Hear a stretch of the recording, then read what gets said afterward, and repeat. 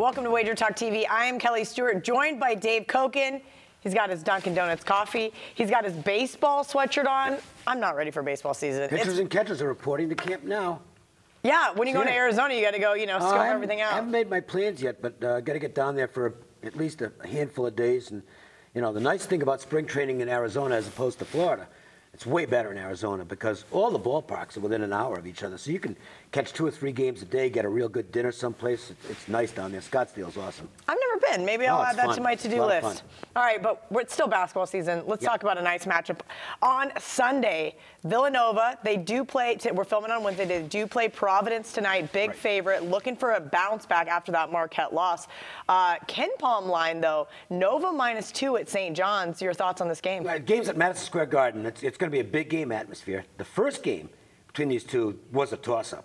I mean, Villanova got it late, but the game could have gone either way. And that's the thing about St. John's is and I know they got blown out in the second half of the Duke game, but if you look at this St. John's team, they got a lot of talent. Pons is a fabulous college basketball player.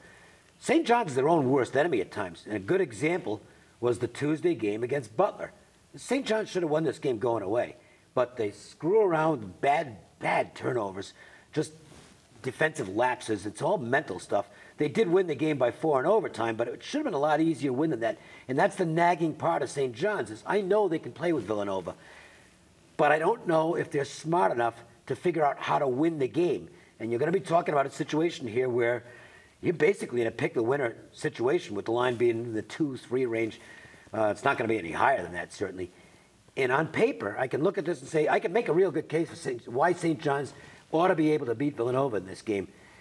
But it's just one of those things where I think Jay Wright and his team is going to find a way at the end of the game to get past Chris Mullin and his team.